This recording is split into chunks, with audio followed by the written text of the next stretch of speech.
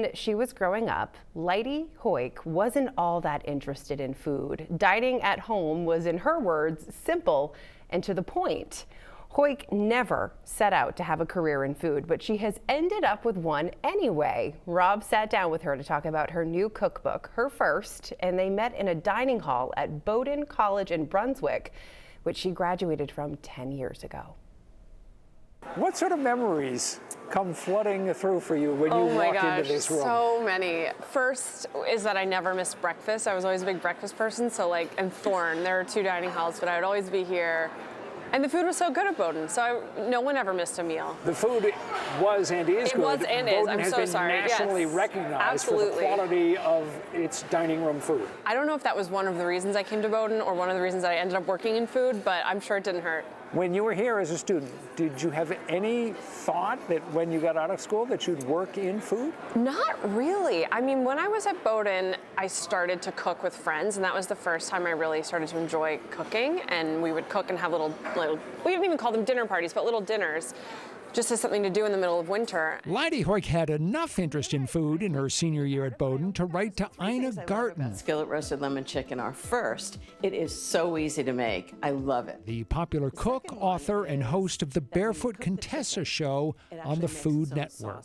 I thought, wouldn't it be amazing to go and work for someone who's built their own business, done something their way that's really creative and fun. There was just something about what she was doing that really drew me to her and her world, and I thought, this is the kind of job I want to have when I graduate. A little bit of butter in a pan to cook them. To Leidy's surprise, Ina Garten hired her. Just let that melt. At first, her job was to expand Garten's social media presence. Then, gradually, she began working more on cooking and recipes.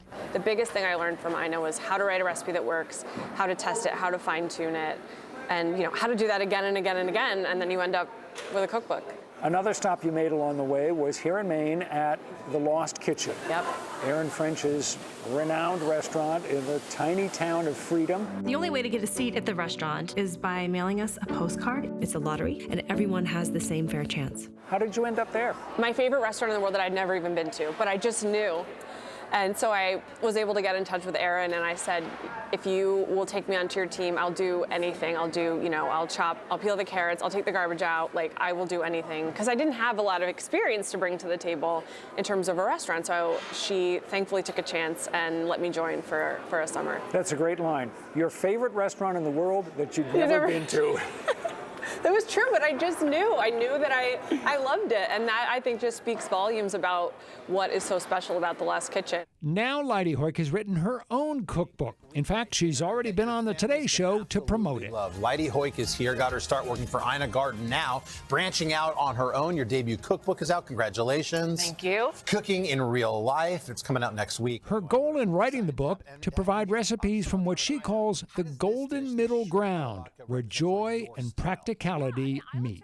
The phrase you use for the kind of food you want to make, delicious and doable. Delicious and doable, yeah, because it's one thing to make a delicious recipe in a restaurant setting that's got, so many different ingredients and steps, but for it to be delicious and doable, I think is a challenge, and that's the challenge I wanted to take on. Never before have I looked through a cookbook and found a recipe that the author said was inspired by a dish that she had in college in the dining room, but you have a pumpkin buckle recipe in here that was inspired by this place. It was. I think that is really a testament to how good the food is at Bowdoin. There was a pumpkin, I don't know if they still serve it, but a pumpkin muffin with kind of like a cream cheese swirl in the middle, and it was just so good. And I think maybe it had crumbs on top. And in this book, I turned that idea and turned it into a coffee cake. So it's like in square form, but it's still just delicious. It just makes me think of fall in Maine. And I could have picked 10 more things to include in this book that were inspired by things I ate at Bowdoin. And maybe there'll be another one if there's the next book. Leidy Hoyk says she's not sure what she's going to do next in the food world, but it might involve some kind of business. She says one drawback to writing a cookbook is that it's solitary work, and she likes being around people. We've got more information about Leidy and cooking in real life, which you'll find on our app and our website.